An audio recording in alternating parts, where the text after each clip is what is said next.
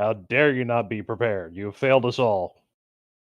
Dishonor on your cow, dishonor on your house, dishonor on your whole family.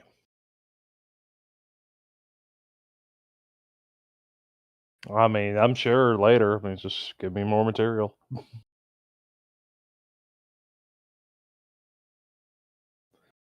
Let me take a look at this.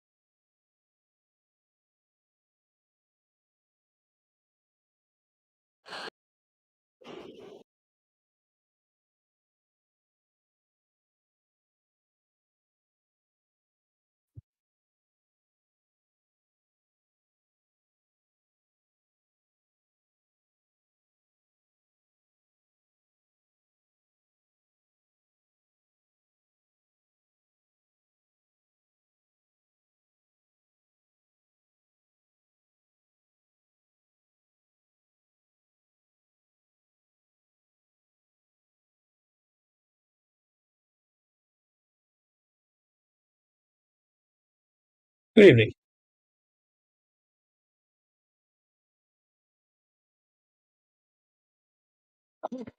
I don't remember it.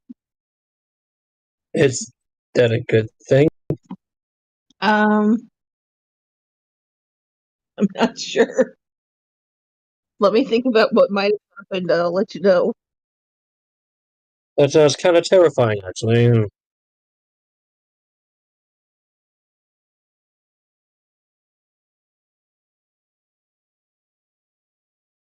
I think I can go as far as to say that nothing bad happened. Ladies and gentlemen, she is now thinking. Everyone run. Oh,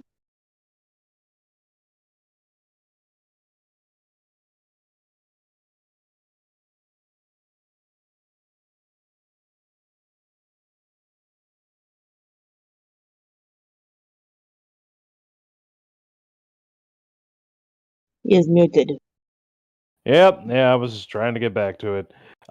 Pretty sure you know how my weekend went. I was stuck in here.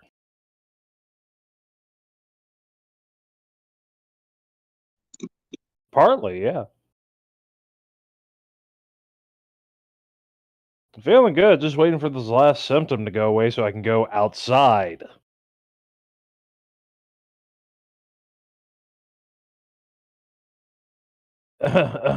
Sanctuary.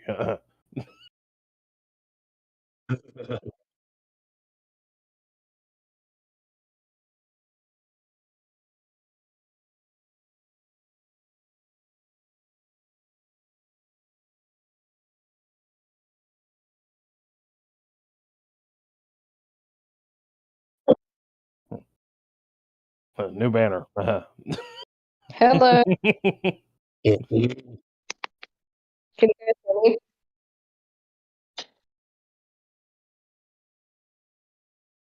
Well, the best thing that I could say is that this is possibly one of the greatest groups of people I've ever been around. Accepting of everybody. I've really been there on times that I've needed them.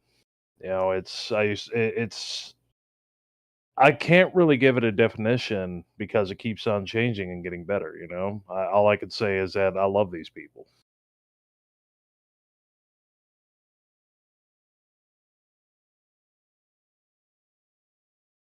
Pretty good. I don't know if you guys can hear me, but is Yeah, I it can hear you. okay? Okay, that's good. Um, yeah, definitely new. Don't really know anyone too well, other than Alex. So Alex got me into this group chat, so I'm like, okay. Um,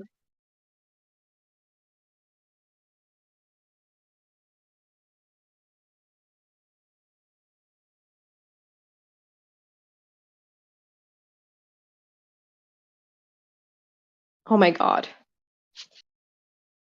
Oh, I experience it. I've been experiencing it a lot, like experiencing it a lot this week. So I really wanted to join this stream.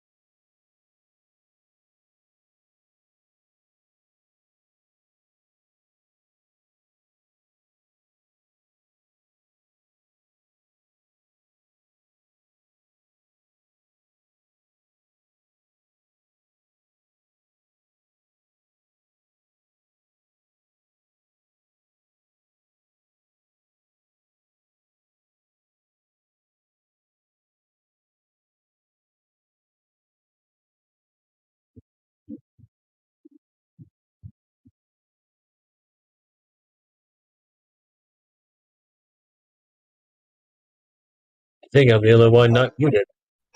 Sorry, muted. Hi.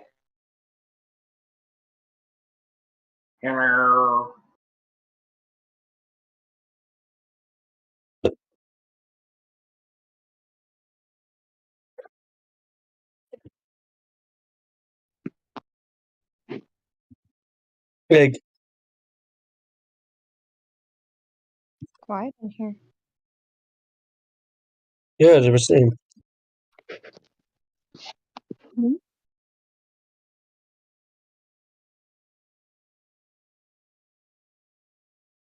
What was the question? Because I'm late.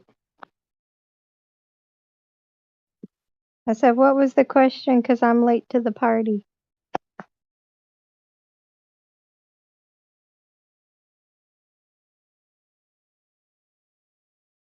Oh, I got that in, yeah, got a lot of that.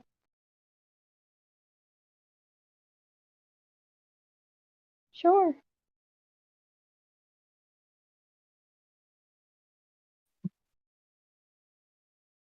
How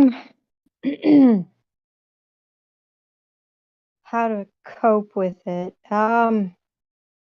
One of the things that I noticed this round with the most recent person was, so he definitely ended up ghosting me after 2 months of dating, and I kind of knew it was coming, but at the same time, since we were set up by mutual friends, I expected better behavior. What I noticed towards the end when it was kind of falling apart was I didn't like the way I was being treated, but instead of calling it off on my own, I kept waiting for him to do it. I found that to be interesting, that I was so afraid of rejection that I wouldn't even take it upon myself to reject him simply because I didn't like the way it was going. I knew he was rejecting me. I felt him pushing me away. He was inconsistent on how he treated me in front of his friends versus how we were at home. He was very affectionate in front of people, but didn't want anything to do with me when it was appropriate. And so it felt like it was more of a false front for his friends because they all wanted us to be in a happy relationship. So I noticed that I was so worked up about being rejected and feeling the rejection that even though I wasn't happy with how it was going, I still wouldn't do it on my own. And I think that's something new for me to realize, that I myself wasn't happy with how it was going. To cope, I tried to, keep myself busy, watch shows that I haven't, kept up with, go see friends, go to try to get out to a show if it wasn't too hot outside. It did not help that all of this occurred when I got sick with COVID and got stuck in isolation. So I got to think about it extra hard. That was extra fun.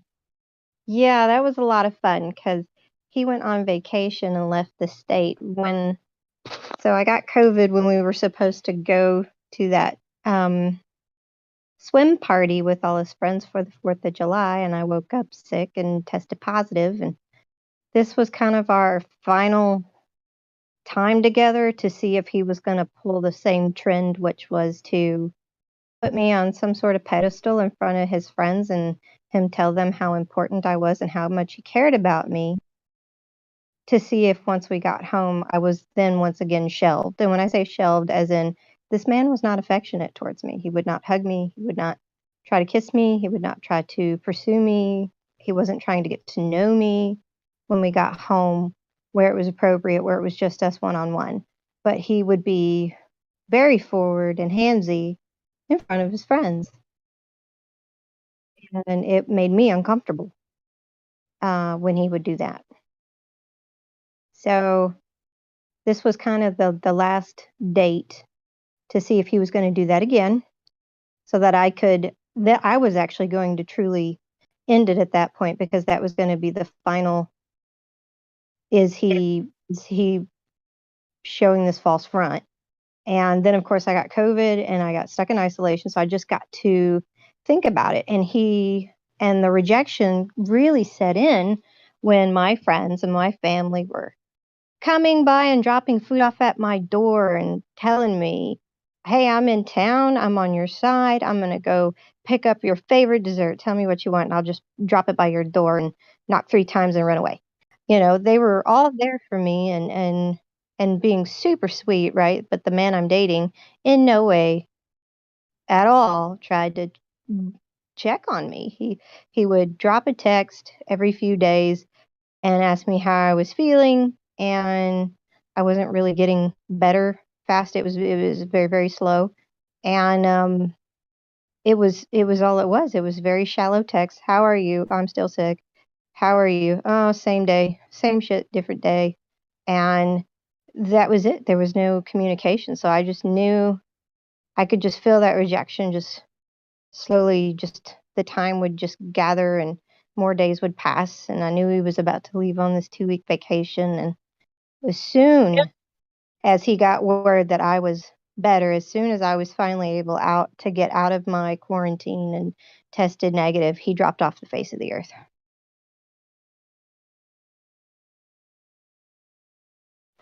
So the rejection side of it was how I internalized it, right?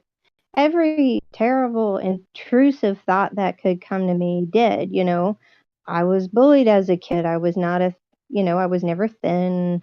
Um, I, I was worried about my physical attributes, because he was a very tall, thin man, and I was a short, chubby girl. Um, so I was insecure about that because he wasn't trying to touch me, right?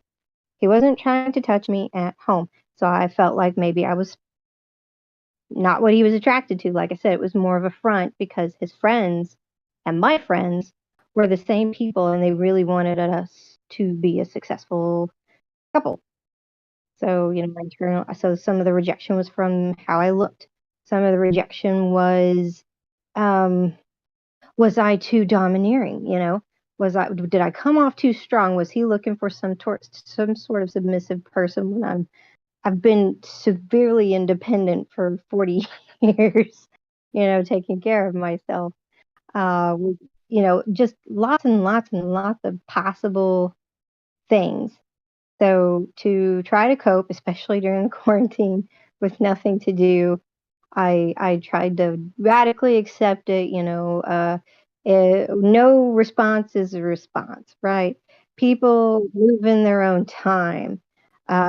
He needed his space, so I'm giving it to him. I'm not being mean. I'm not being ugly. I'm just giving him his space, and I'm going to go do my thing. And if I meet somebody else, oh well, he didn't want to, if he wanted to reach out, he would have. I read a lot of quotes. If you don't feel valued by the person you're seeing, then you need to determine whether or not you're actually okay with that, or if you should leave. Learned about anxious attachment styles and avoidant attachment styles, and realized we were very much in the anxious avoidant trap. And so I was learning about realizing when I was, I think what they call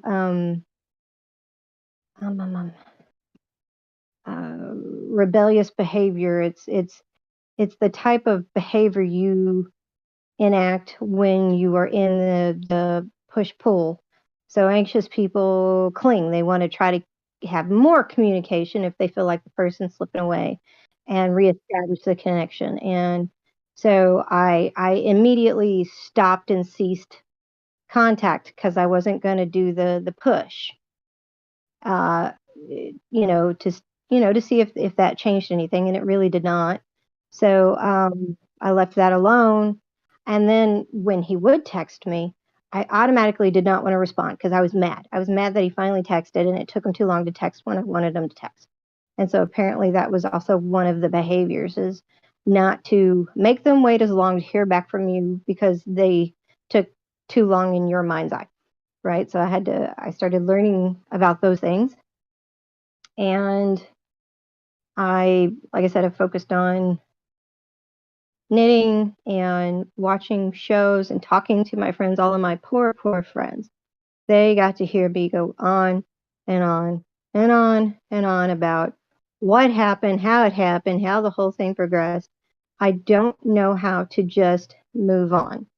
I can feel that it ended, but I don't know how to let it go because I want to solve why it failed and why another, once again, I'm back at starting over and having to learn how to be vulnerable and get to know yet another person.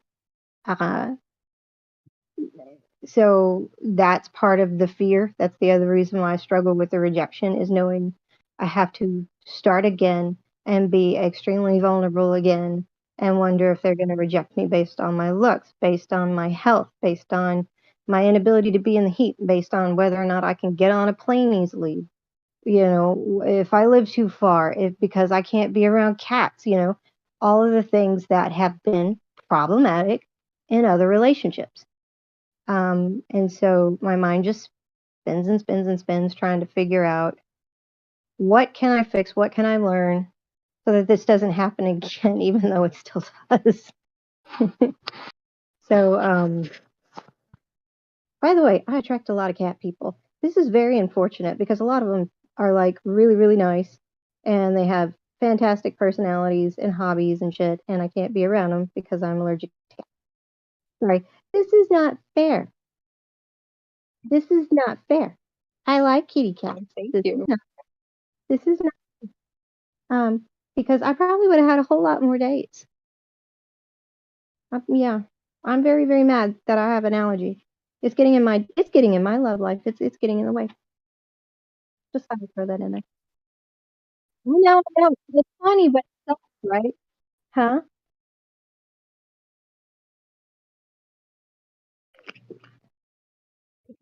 So I'm a kitty cat. A dance, dance, dance, and a dance, dance, dance. I do. I love the kitty cats, and I want to play with them. And when they want my affection, I want to give it back, and I have to be super careful. And uh, it sucks, right? I read profiles, I find somebody that looks like it'd be a good match, and then I find out they have cats.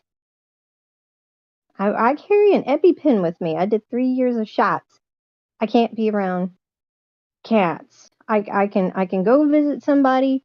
I can pet a kitty cat head and immediately wash my hands. I'm not allowed to touch my face. I can't spend the night in the house with the cat. So back to topic. Uh, I constantly go through all of the things, and the rejection, I guess the main theme that I have felt almost my entire life, and it didn't help that family and friends when I was younger, when I needed them, were not there for me. Um, the main theme was, I don't necessarily feel I have low self-esteem as much as I do that I was told I wasn't worthy so many times throughout my entire life. And I am scared that even though I like me and even though I've learned how to deal with all of my stuff, do I have just enough things going on where I am too much for someone else, that I'm just not the compatible person because I have too many things. And that is the biggest part of my rejection dysmorphia, is that basic fear, literally every time I get back out there and I try to date.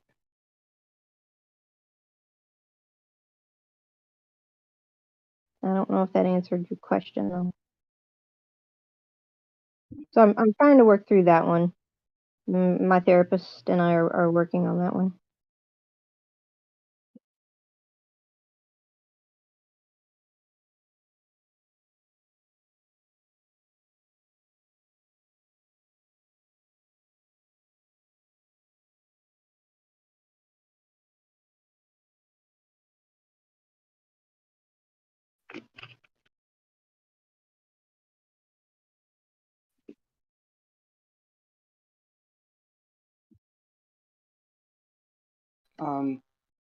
I've got a small bit of it's not it's not as it's not one specific incident, but when growing up and being bad, not very good at socializing for being on the spectrum and not understanding a lot of the social cues and getting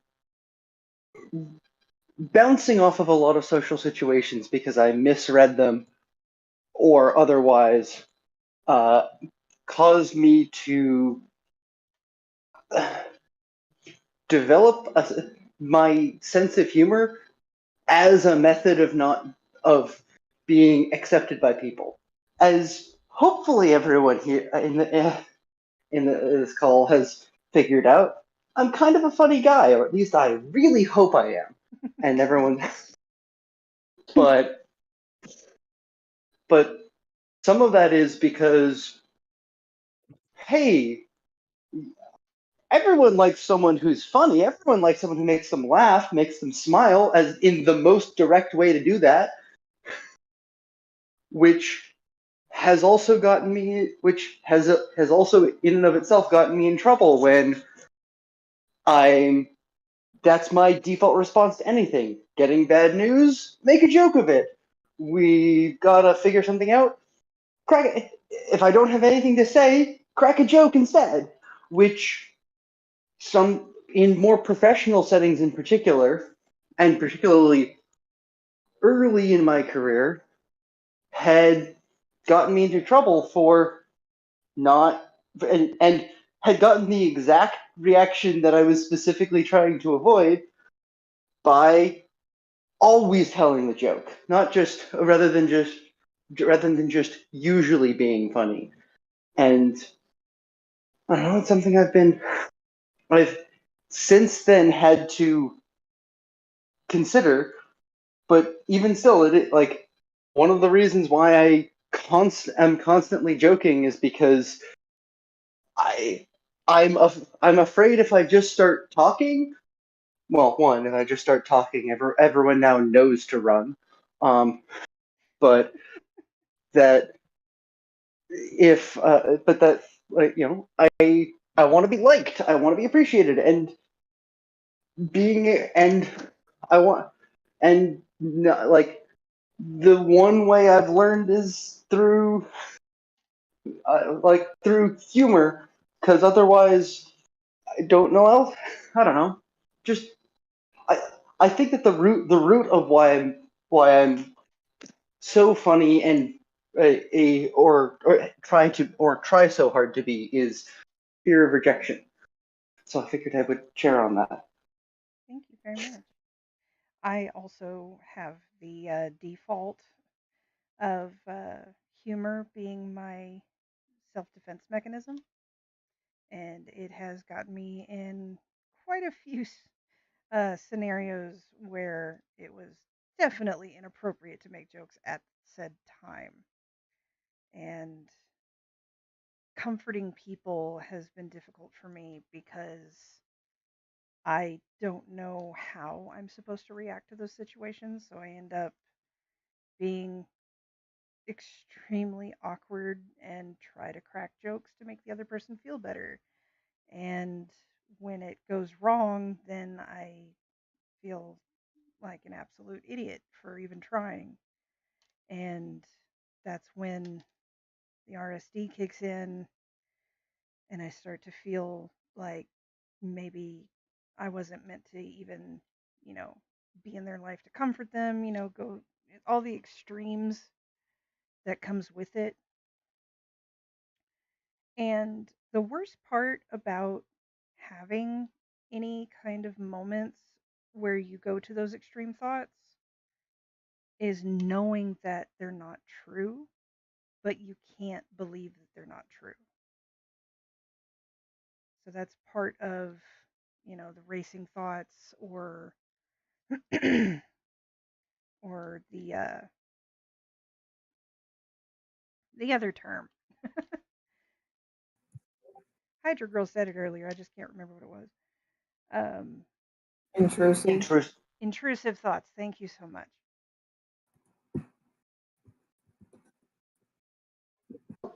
I don't know why Sorry, this my time of day my voice always cracks so bad. I'm drinking water, I promise. So along the lines of, when your brain goes to the worst case scenarios, one of the best examples I have of this is I have friends who have kids, and they live in a different city. I don't get to see them very often, and I understand that they're super, super busy with kids and house and everything else in the world. And I think about them quite a lot. And I'll reach out to them, I'll send them a text message here and there. But if I don't hear back, my brain starts running to well, maybe they don't like you anymore. Well, maybe they never really liked you in the first place, that, you just pushed your way into their life, and, why would they want to hang out with you type thing. Yeah. And you're right. It's one of those, that's not right.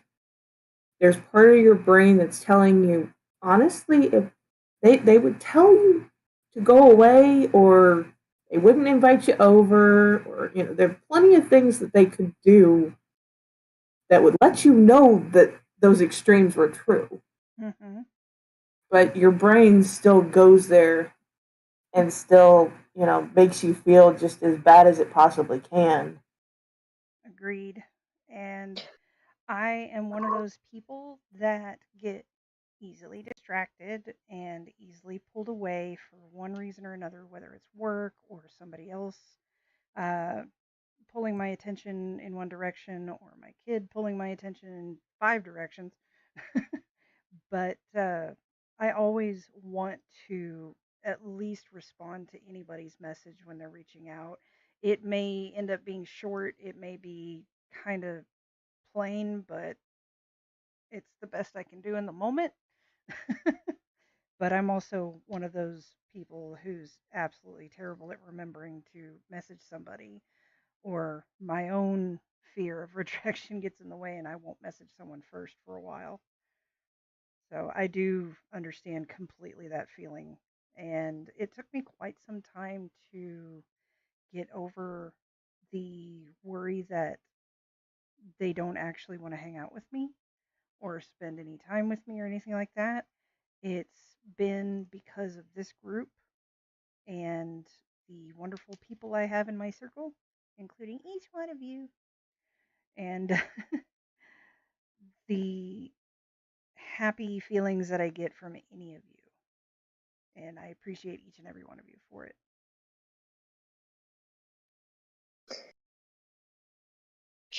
I can definitely relate to those intrusive thoughts that you guys are talking about. I sometimes am impulsive with calling my friends. I'm trying to work on it and text my friends before I call them, because most people think it's rude when you call them randomly, because usually they're doing something important, or they're in the middle of something, and like it is like impulsive on my end, but I am working on it. But I wanted to bring up this scenario, or this like thing that happened with a friend. I so there is this friend that I wanted to get or there's this person I wanted to get closer to, who's in my dance class. And my way of getting closer and connecting with people is, having conversations on the phone. And I there was a time where I called her, and I randomly called her a couple times before, and she admitted at some point that she didn't like that, and it was annoying to her, and I felt really, really bad afterwards, and I kind of became distant with that person, and stopped contacting them altogether because I didn't want to deal with the thoughts. I would beat myself up in my head. And like I know I'm aware that it's just she probably already forgot about that conversation, but I still remember it. And whenever I try to reach out to her, I'm gonna think about that and remember that situation and think, oh my god, I'm probably just gonna annoy her. I probably shouldn't just contact her because she might be doing something important. And I haven't I've been dealing with the rejection sensitivity dysphoria for a couple of years. Nice.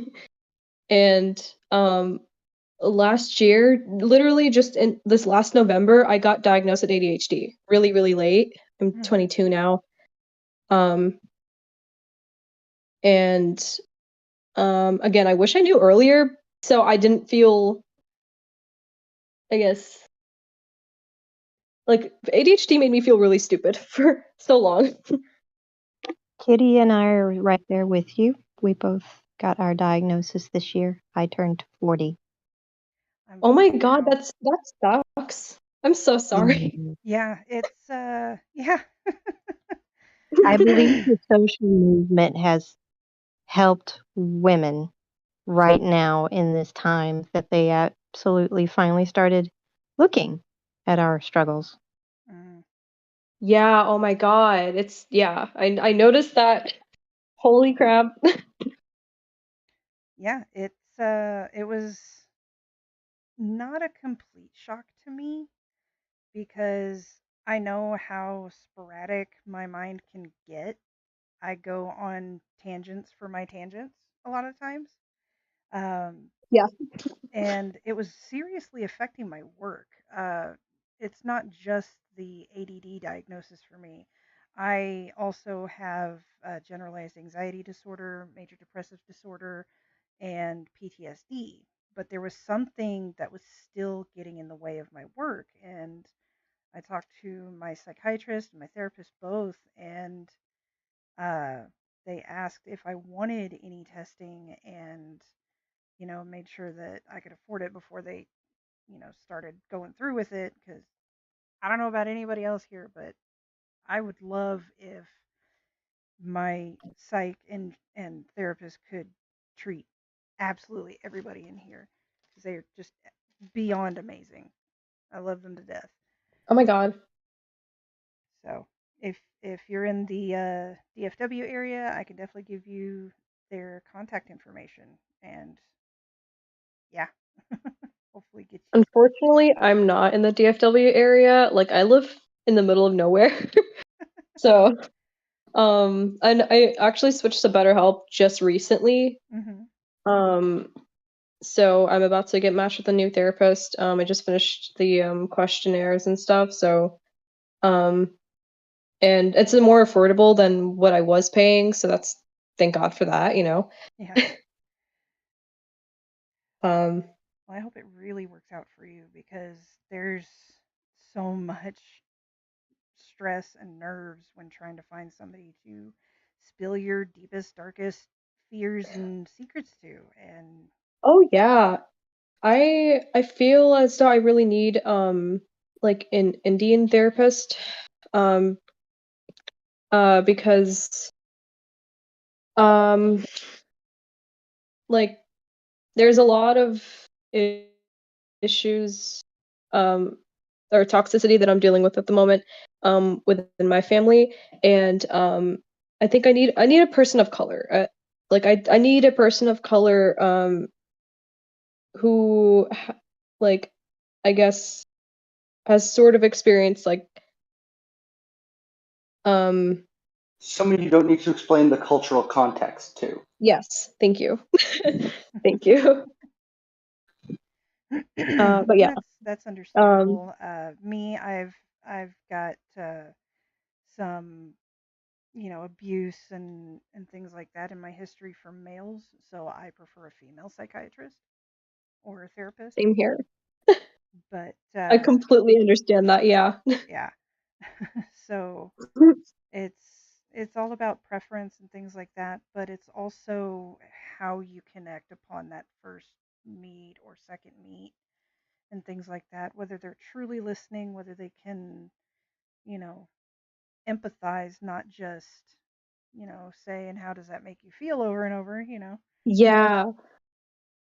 But Yeah. also, like my therapist also has ADD, so she knows what it's like. She knows how sporadic your brain can get. She knows the difficulty with some of the struggles in it. And my psychiatrist is very open to not my Google research type of stuff. That sounds really bad because of, how things have been between patients and doctors in the last 10 years. But the fact that I am going through and researching and looking things up and asking the questions that most other patients seem to just let them figure out is a question, you know? Yes. Oh my gosh. Yes. Yes. So being able to have somebody who's willing to do that and to go and do their own research for you.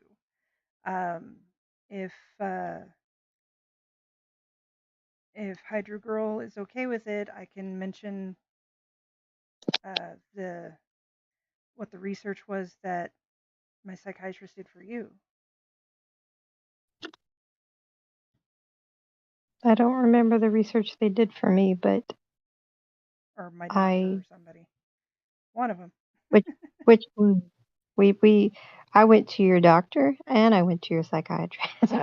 I think she was looking into the DNA thing about the medication. That was through the psychiatrist. Okay. So, I am, oh, just, it's okay. Okay. So when I tell you what I have, it's okay. I've been dealing with it for 20 years.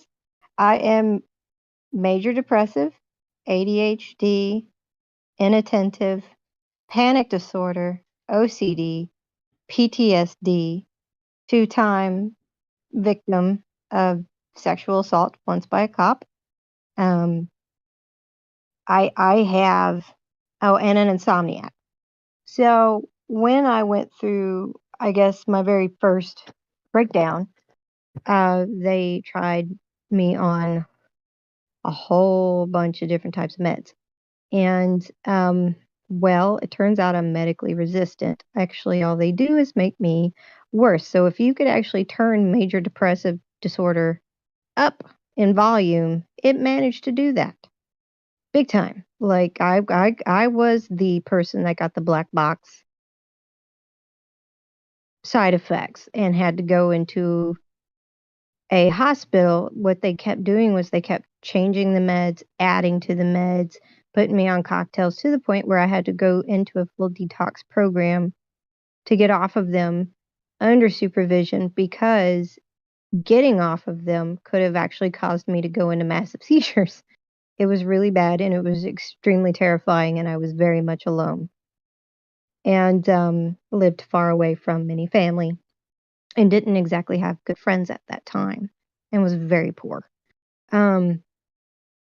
So when I had my second breakdown 12 years later during the pandemic, due to a health crisis, I had an excessive level of copper in my blood, and high copper levels points to a disease that is fatal. And I had to go get tested for this disease and us try to figure out where the copper was coming from. And I had to go on this really weird diet, and the doctors were very dismissive. I have issues with doctors being extremely dismissive to me. They would get mad at me. Why do you even know what your copper is? Because I'm a bariatric patient, so they check all of my nutrient levels.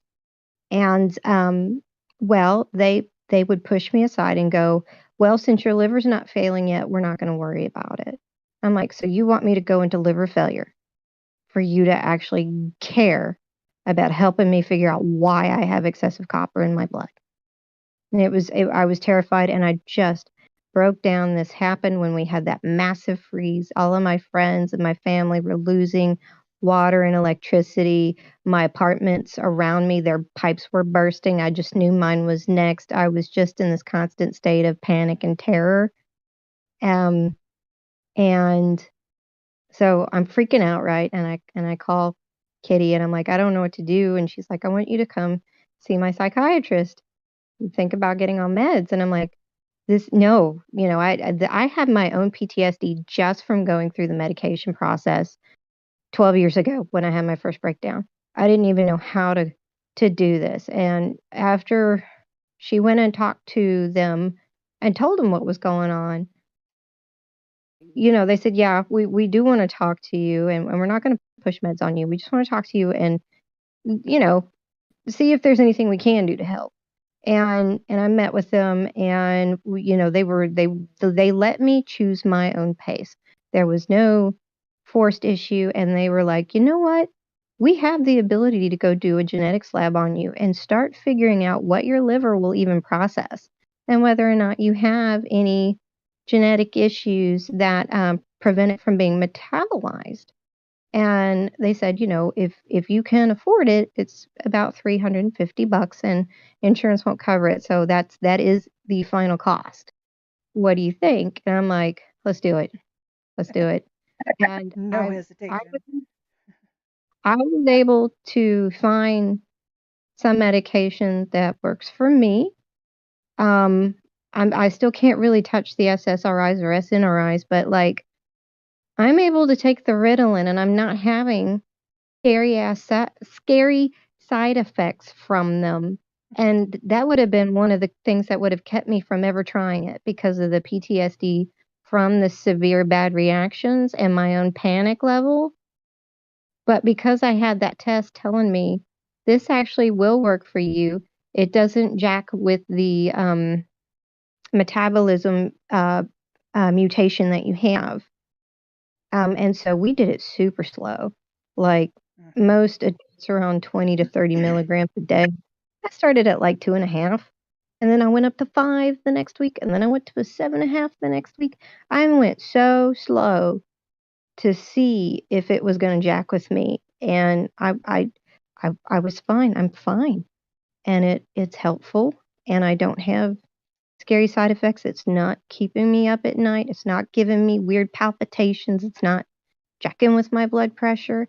And I'm the sensitive person to meds. So this was fantastic because had I let my anxiety dictate me being vulnerable enough to talk to the psychiatrist and put myself out there and let them work with me, I still would have been all the way back there, all the way at the bottom, struggling. And I wouldn't even know all of these things now. Did I answer the question or did I go off on a tangent? You'll have to forgive me for these things. That's why I always recommend my people. I would say yes. I would say a resounding yes. Okay. But yeah, and they're willing to talk to anybody within like at least a 50-mile radius. So hopefully you're somewhere in Texas. I can give you their information after the stream, and you can at least talk to them if you like and see if there's anything they can recommend through your current people that you're going through or things to look for. Uh, you can also, check out some of my older streams because we've definitely gone over that one. Things to look for in, medical care and things, and red flags here and there. Peach in the chat said that she starts with her new therapist on Thursday after work. You're nervous? Oh, you shouldn't be nervous, sweetie, but I do know you have anxiety as well. So saying just be calm is kind of silly. But I know that you are a strong, confident woman, and you are definitely capable of handling this. You are an awesome person, and I believe it's going to go well. I will say, if you're interested in the streams there's definitely at least a couple of streams about ADHD that we've gone over. Yes, at That's least 5. for some reason that's a very popular topic. Well, it's because it has a lot of comorbidities, and I actually am not a fan of that term because it sounds very, very negative. But it just means it comes with a lot of extra symptoms and extra similar or partner diagnoses that go with it. Well, I hate to show up late and be pedantic about it, but a comorbidity is when one syndrome or illness that you have increases or makes another one that you have worse. Well. I mean, I would say that several of my conditions make my ADHD worse. Yeah, and that's why it sounds so negative, because it is a super negative term. Yeah, I don't like the negativity of it. Oops, what was that? Well, I mean, so now I know why I feel so crappy. So it actually turns the volume up on them. Yay! This is wonderful news. So much sarcasm.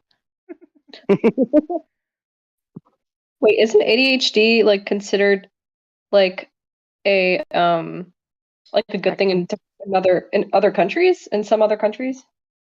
I heard it about like the hunter gatherer. Like we are oriented towards specific things, and therefore we hyper focus on them and are very good at achieving those types of tasks.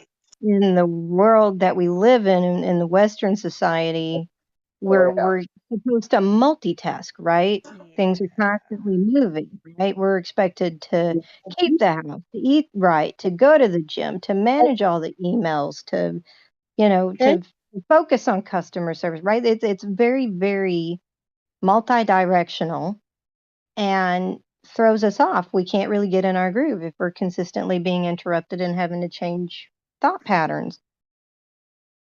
I will say, if you know which countries those are, I'm down for moving to one of them. I feel it.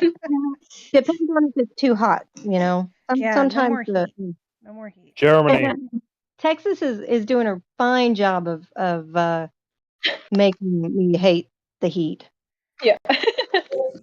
Oh yeah. So, after listening to all of this and already knowing that my sister is ADHD and that my brother is ADD, I've always said that I'm the normal one, but I've also always had the secret fear that now the likelihood that I got away with nothing is like.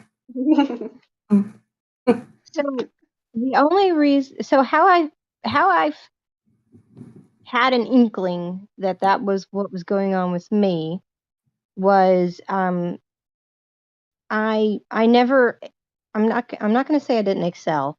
I did, but I want to say that had a lot to do with courage and perseverance and ego. Okay, because when I didn't get through college and take a class and pass and move on. No, I had to take them 3 times and have a tutor to learn them because I just couldn't get it the first round. The point is once you learn it, you got it. Right? And I'm very good at my job. I'm very good at what I do. I'm very knowledgeable in it. And but had I taken the other people's advice, not the good professors who saw what I was or me as who I am, but for those who didn't know me and saw me, from a distance, they told me I wasn't smart enough to be there. If I believed those people, I never would be where I'm at, and I'm really rather successful. but it was my absolute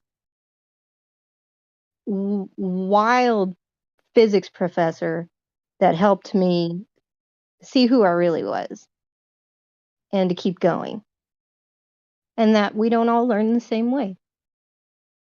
And it was actually my friend who got diagnosed with autism after we graduated, who was my best teacher.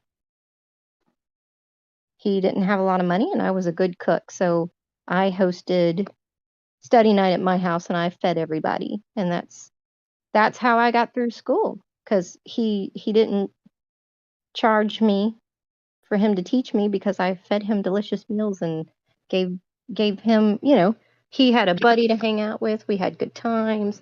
I took him to Dallas with me to go have fun and see concerts. There was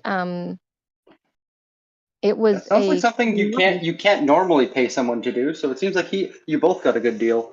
it was Damn. it was a camaraderie, right? Mhm. Things that he didn't have access to, didn't know how to get to, didn't know the when you live out in the country, you don't know the goth scene. You don't know to go to the church. You don't have these connections, especially back then, because when we were younger, we didn't have social media. We didn't have Well, that kind of level of MySpace. internet. Yeah, no MySpace yet either. We Oh, didn't have any of it when I was in school. That happened probably closer to the end when I started graduating. oh yeah. So I if I had listened to those people, I wouldn't have made it that far. And I recognize this later because my nephew is exceptionally smart. And I have seen how well he excels in his classes in science and math, how advanced he is. He's autistic. Um, he's also very, very ADHD. And when we had to go to remote learning at home during the pandemic, it would take him 3 times as long to get through the class curriculum. And the only reason I was able to recognize this was, when we were in school, 20 years ago, there was no remote learning. You had to be in the class. You had to figure out how to pay attention and follow the boring lecture. And that did not work for me. And when I got out of school and I graduated and I started pursuing my engineering license, I started taking online courses because these things now existed.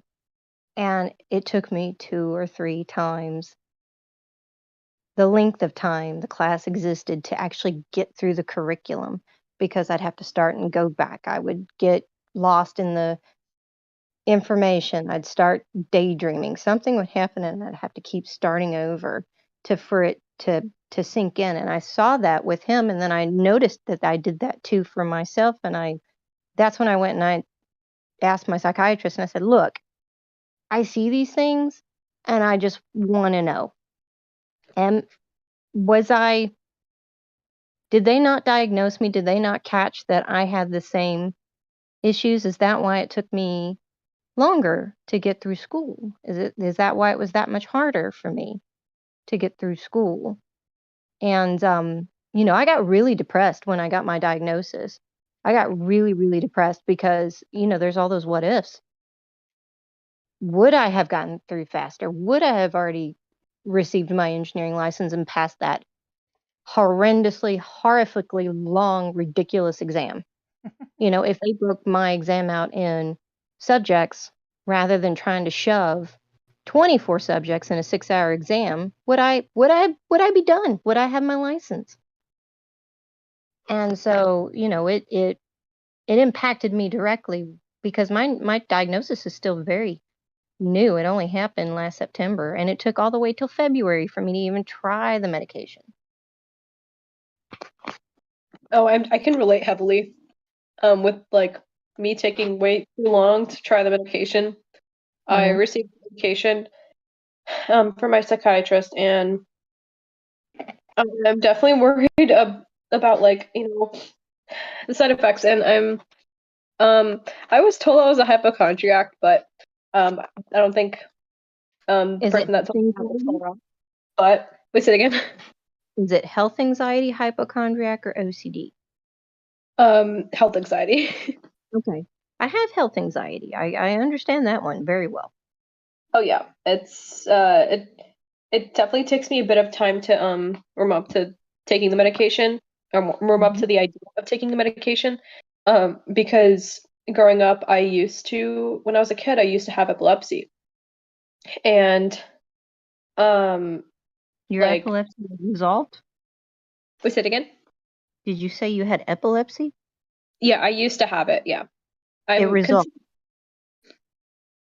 Wow. yeah, it resolved. I'm considered epilepsy free now. Wow, that's So amazing.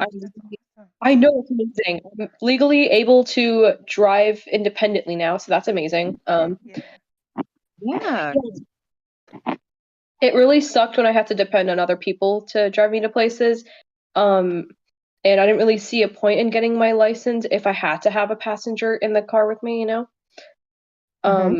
all times, because then, oh my God, like I would have to figure out whose schedule is free and, how the heck, how would that even work? I don't know. So yeah, thankfully I take care of my sleep schedule. I don't even touch alcohol because I know it can like trigger, it could like increase my chances of having a seizure again. Like you can definitely go back on the medication again. So I'm trying to not even like touch alcohol because it's not worth it. It's really not. I count my hours every night. And I know my neurologist literally like gave me sleeping pills at one point just so I could get a good quality night of sleep. And he stressed how important that was. Wait, say it again? How'd that work for you? Did you try them? Of course, yeah, and it worked better. Like I did great on the test, and I was fine. And yeah, and so I literally remember like when I was a kid, I used to have a health para. And I had no idea why. Like my parents didn't really explain the question why a lot. Like they never really took the time and patience to explain stuff to me. So I kind of was just walking around with a health para next to me all the time, and I had no idea why. What's Health para.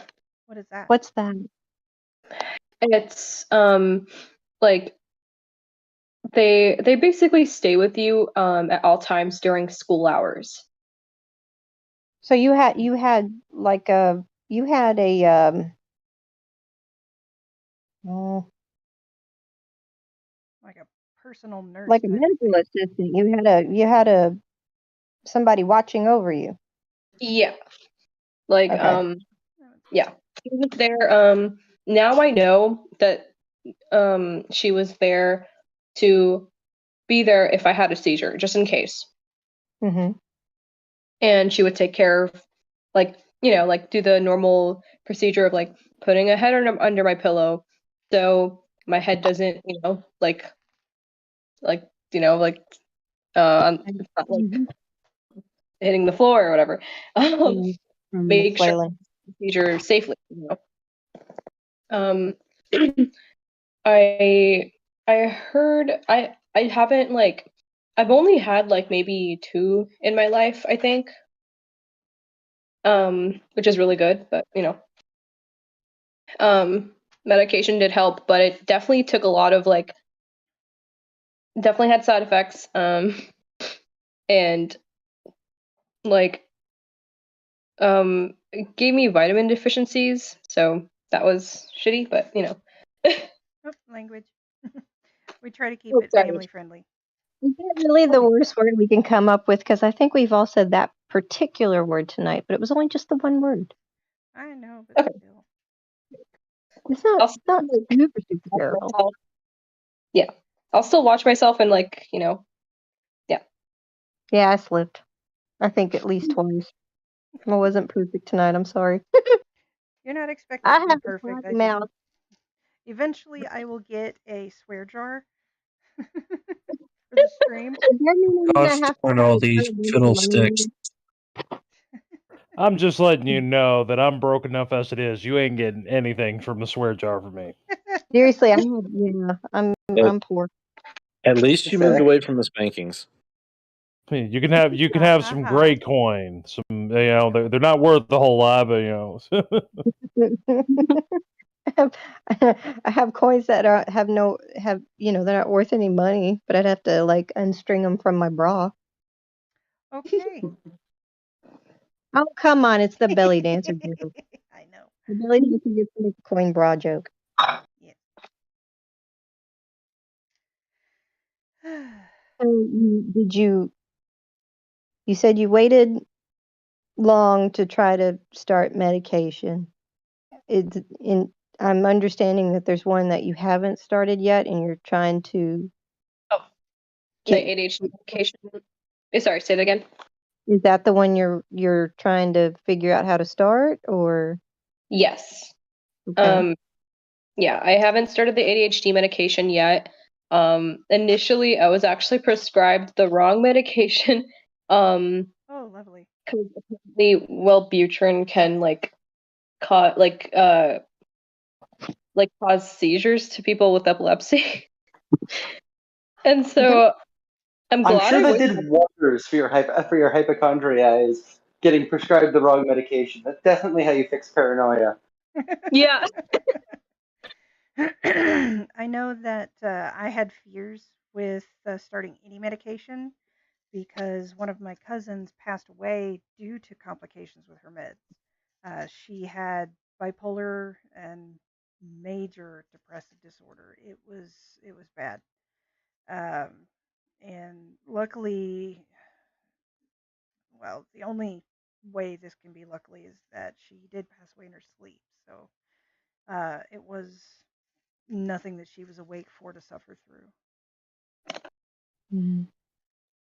But I was so terrified. I mean, that's the first thing I mentioned when my psychiatrist said, "Okay, well, let's start talking medication." And I was like, "Now, whoa, I'm a little leery of any of this because there's this, and one of my other friends had a very severe episode, and on when they got her on her medication and everything else, and she said, "Okay, well, we will start you on what has been around for a long time. There's very few side effects for this one. We'll start you on the tiniest dose, and then we'll start at half of that when you are ready. I'll go ahead and prescribe it, and you can take the first one whenever you're ready to.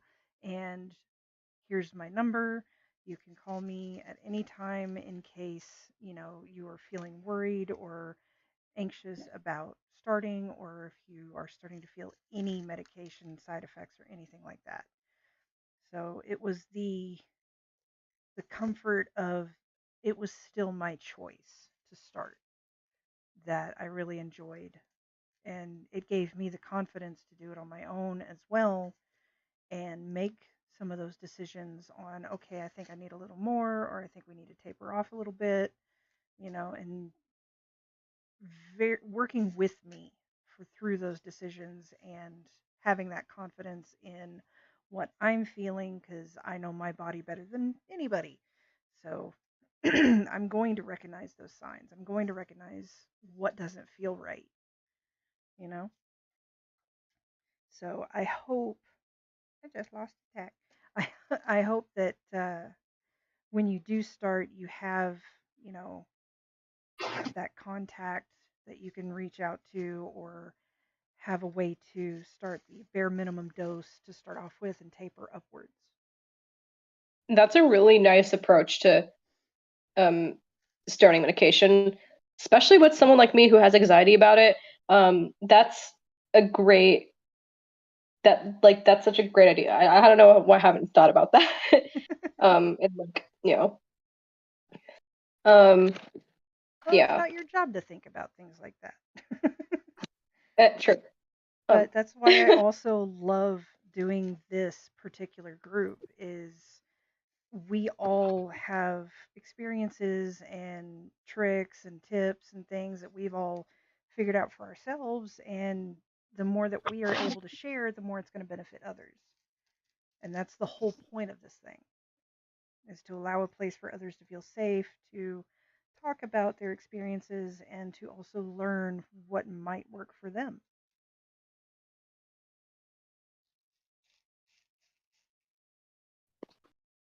Yeah, I already love this group chat, like, or this specific stream, or like I'm already liking the stream. So I definitely would look forward to joining the next one. Well, I'm glad that you've decided to join and have become a part of the group. It's definitely a group that's not like many others. Mm-mm. I also wanted to talk about this other like experience with rejection sensitivity. And I kind of hope in the same way.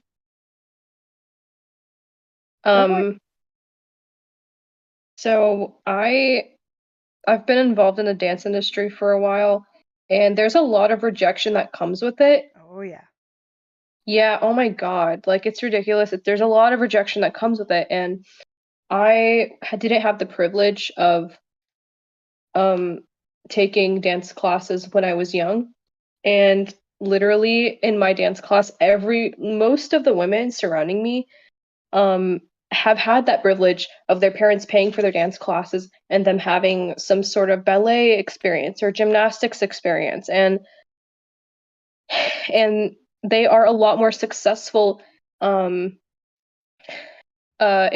so I'm taking pole classes, and there are a lot of those students that have started at the same time as me, but are progressing way faster and smoother. And sometimes I feel like it literally feels like I am the only one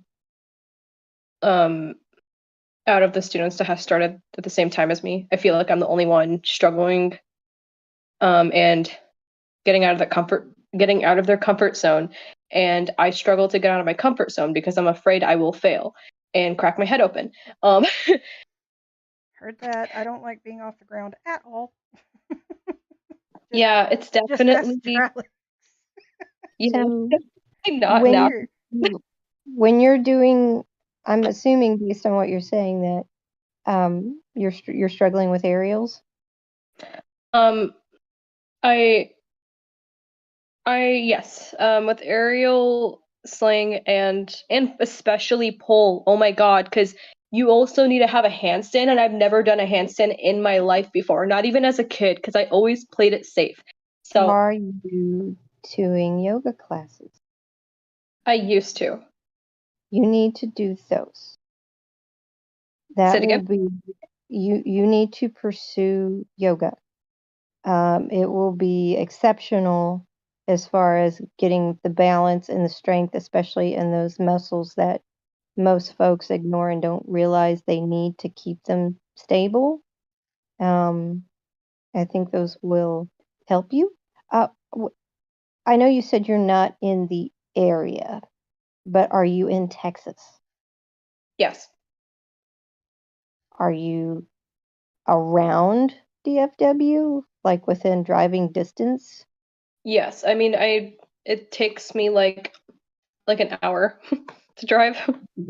There are communities here that have folks that do pole, and I don't mean for like they don't work in the dance clubs. They're actually their own private group that do performances, and we actually all perform together. My belly dance troupe, they'll perform.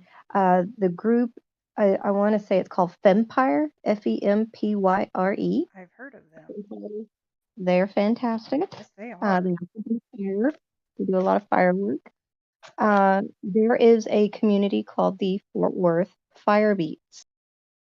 That is a fantastic community. Fantastic.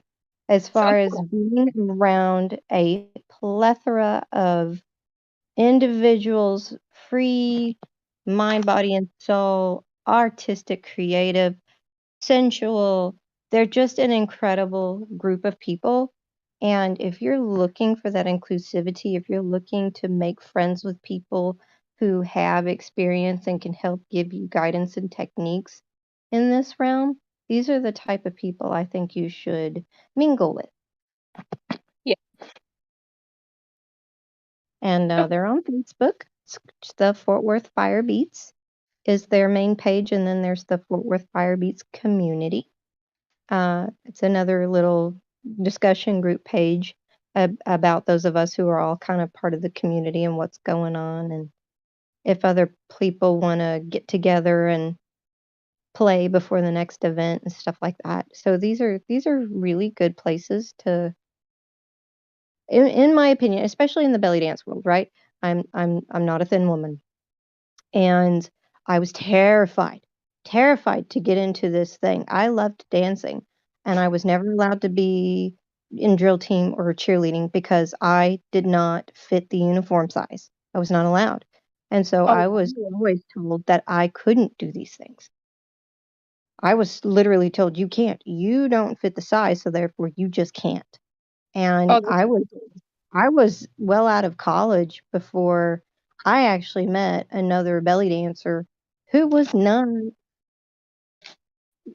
They were the average woman. Okay, we are no longer just thin women in belly dancing, and it was amazing to see somebody who was an incredible dancer with confidence showing off their body and fully loved by everybody around them. This was something I didn't know existed. Body positivity, right? None of that existed. And so this is exactly why I like being where I'm at, because I'm around those people. That's the community I'm in, and it's loving. So when I have all these intrusive thoughts, when I have all these anxieties about being around new people and whether they'll reject me, I know I have my family to go back to. I know they're there, and I know they love me, and I know that people tell me they think I'm amazing, that I bring energy, that they love seeing me on stage. They love the costuming I put together. Yes, your I think costuming it's is amazing with those fantastic. people. Huh? Your costuming is fantastic. It's Thank gorgeous. you. Thank you. And But I amazing. think you should well, I say you should. I would recommend you look them up on Facebook, like the page, and try to come out to an event and mingle. Okay. I mean, I think it's about being around the right people, and then you find your own mojo and your own confidence, and you start ignoring the ones around you who you don't think fit you. And actually, you'll find that some people may misjudge you, and you may end up making friends with those who you don't think fit in, because you never know. They may have the same bullshit going through their they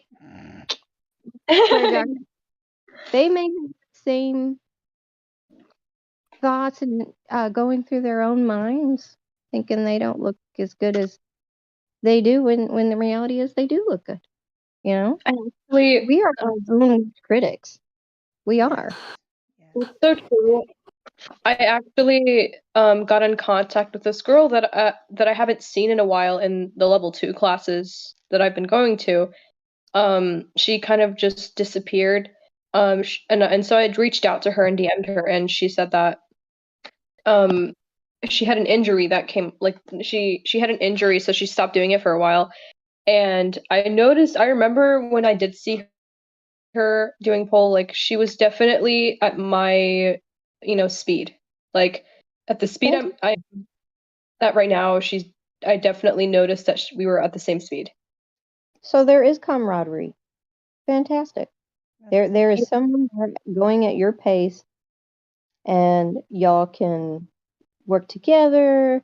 I mean, I've seen where pole can be individual and can also be teamed.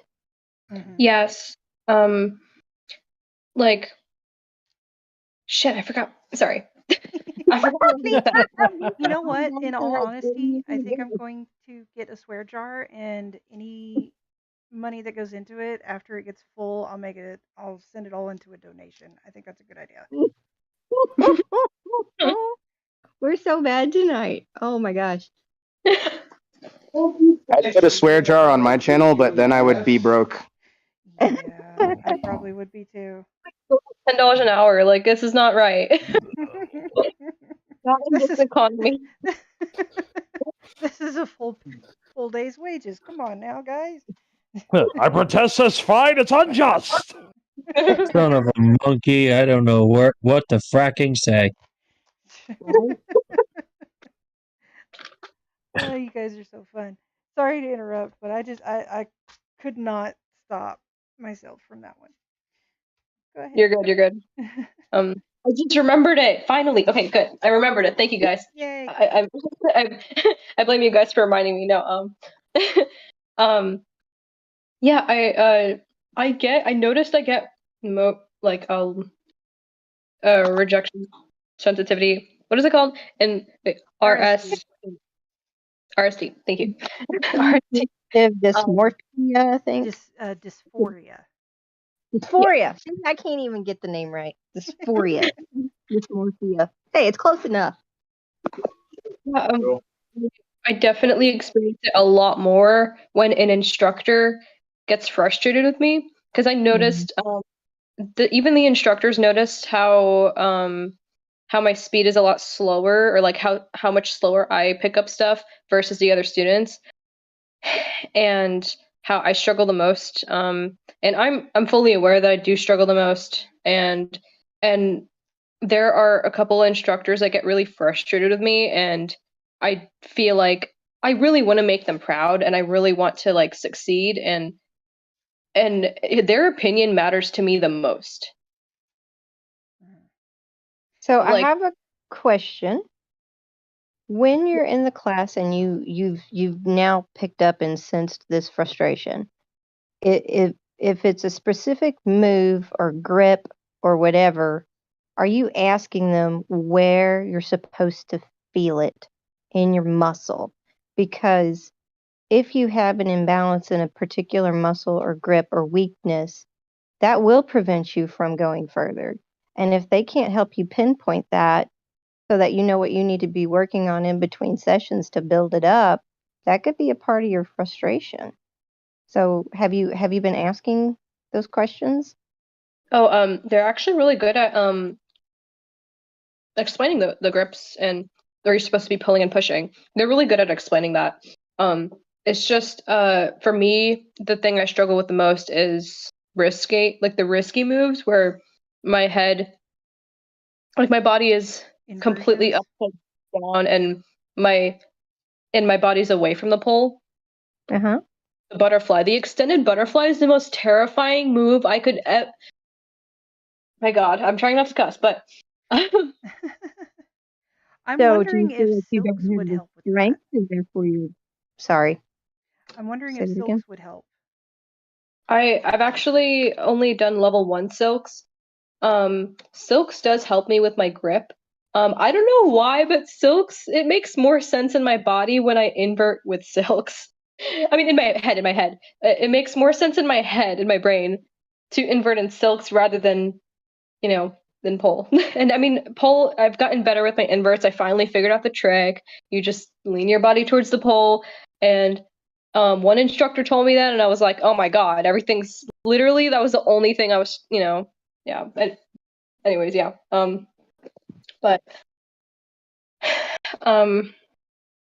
yeah, it's just the fear of like I'm gonna die. Is what holds me back from even trying anything, like even trying the move. So another question I have, and this is going to be completely out there, but to me it makes sense, so let's go with it.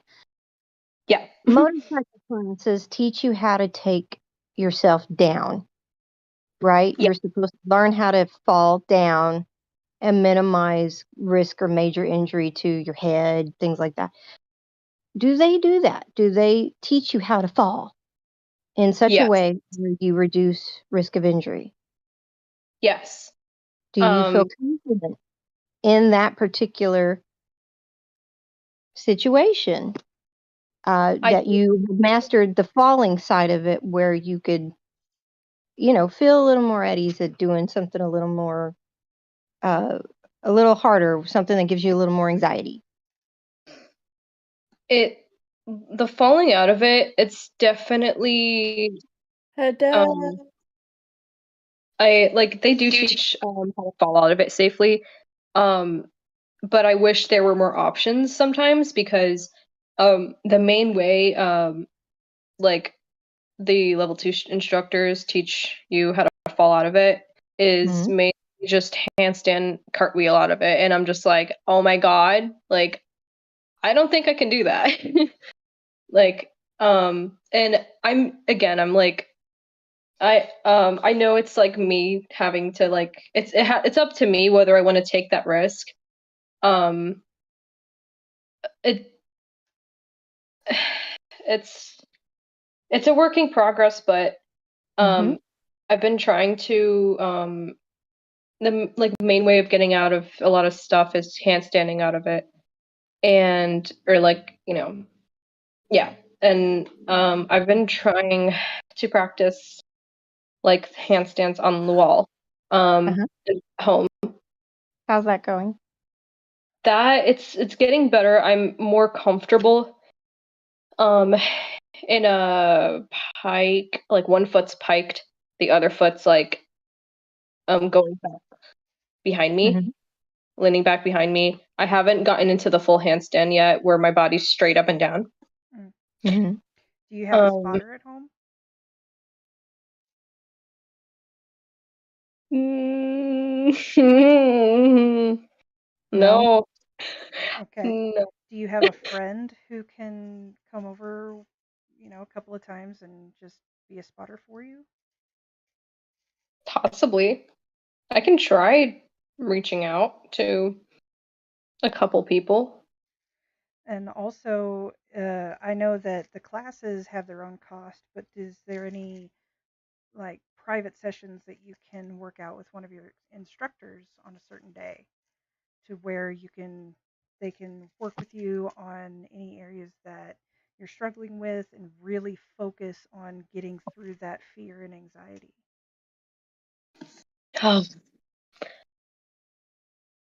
there are private sessions, but they're so expensive. Like like it's they've gotten so much more expensive. Like they used to be $80 for a private for one person, but now it's like 150 for one person. I'm just Oh like, wow. what?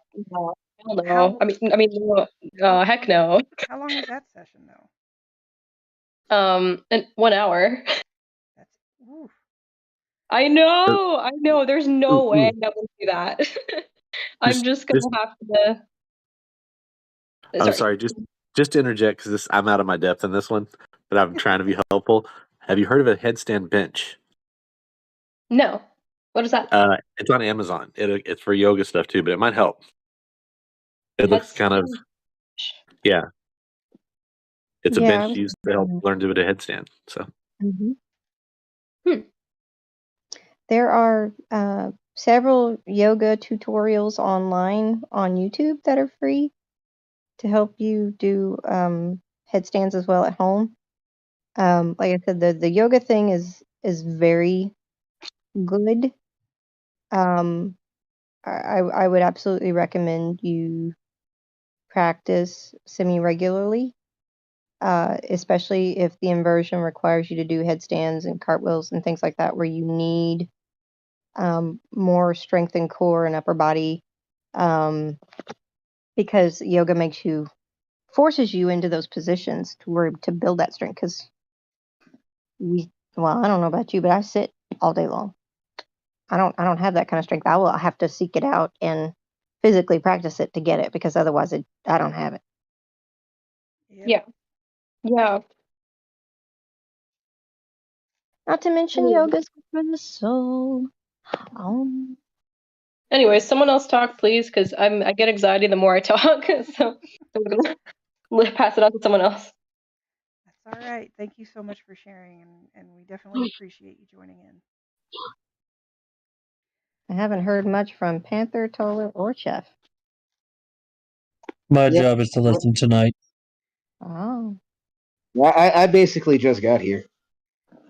Well, tonight's great. topic is rejection sensitivity dysphoria, commonly a comorbidity, or no, commonly a side effect of uh, ADD and ADHD, where the even perceived rejection, criticism, failure can lead to or an extreme emotional response. I mean, I'm sure there was a time in my life that I did feel that, but my reaction to that has been to go vastly to the opposite extreme. So when I'm rejected, it's usually, okay, well, I'm going to completely close that up and pretend that doesn't exist. So, Well, that is one way to cope with it.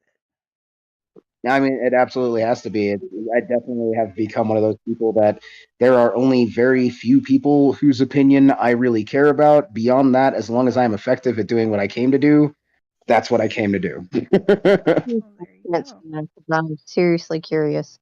What's that? I said, what's your attachment style? What is my attachment style? I have absolutely no idea. I'm still trying to figure that out for myself because The rejection and then like closing it down and pushing it away sounds so avoidant. Well, I mean, one of the things that I've definitely noticed is that I have a tendency to attach to people that I see being capable of connecting with far more than me. If I don't see people capable of engaging and becoming excited about and being really into the things that they're into, it gets really difficult for me to build an attachment for that person. So, Mhm. I don't, I mean, I don't know why that is, but I'm really interested in my people's interests. Actually, it's nice when the person you're with actually thinks the shit you're into. Stop, sorry. The stuff you're into is super cool. There we go.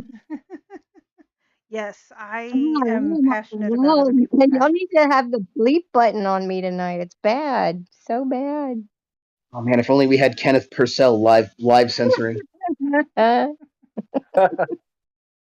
Sorry, that's a joke. It's really not a good one. I'm sorry. It's But, perfectly welcome, dear. as far as what my particular attachment style would be, I would say in general, I probably have a pretty healthy attachment style, but I also do have the capability to decide that an attachment is negative and toxic and hurtful, and then compartmentalize that into a different part of my brain so that I can focus on other attachments that I have. See, I need that skill to be able to compartmentalize and move on. I'm I'm an scared to explorer. compartmentalize, honestly. Yeah, I'd say it's a superpower sometimes, but also ends up being very difficult because it's not always something that is in my control. Very often, there's a thing that I need to be able to connect with, but I'm in a different box at that moment, so I can't actually engage the way I need to. Mm-hmm. So, anyways, but onto like with the concept of rejection, I've always worked really hard to just be the person that I am as honestly as I can be, to just unapologetically be this, and to accept that that's not going to be for everybody, and then just choose to not be around those people that I'm not for. Yeah, it's difficult to accept that for a lot of people, but it's also commended in people that can do that. So yes, it's a way to cope if you have that confidence and inner strength to be able to truly believe that you can be you unapologetically. And I am waiting for the day. you know, I'm slowly getting there in a lot of ways, but there's still a bit of people pleasing that I need to get rid of before I can really say with confidence that I am me, take it or leave it. Sorry, the somebody came to deliver something and the dog started barking, so I couldn't hear anything and I just muted myself. What now? You can tune in next week, okay? No, I'm kidding. I was I was saying that it's commendable for people to be able to have that confidence and in themselves to be unapologetically them and whatnot, and that I'm working towards getting to that point myself. Yeah, absolutely. It's definitely something I had to work at. There was definitely a lot of negative feedback from people while I was starting to do that. But I guess it's just one of those things. You make that decision, and if you can, and my lifestyle, the lifestyle that I lived, it made it really easy to do that. Yeah, You know, like if I'm not accepted in a place that I am, well, I literally can just get up and leave. But that's not a healthy way for most people to do anything. I don't think it was a healthy way for me to do it either. It just had some good side effects. Yeah. Does anybody else have anything to share tonight? Whether or not it's on or off topic?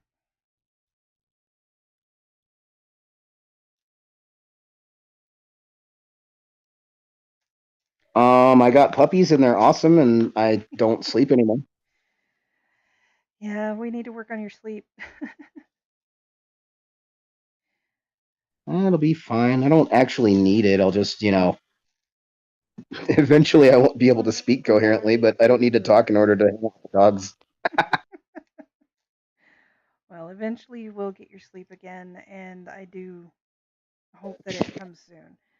But if nobody has anything else that they'd like to share, I can go ahead and close up tonight's session. I think it went very well. And I, again, thank each and every one of you for sharing, for showing up, for everybody in the chat. Thank you for being here. Thank you to my wonderful lurkers, and for letting us tell you our stories, sharing our experiences, and hopefully helping others figure out where they are in the realm of mental health. So again, go ahead and check out Dragon Panther Studios at dragonpantherstudios.com. And if you're 18 and up, you can join our Discord server, The Sanctuary. We are very open-minded people, very welcoming, LGBTQ positive, and more.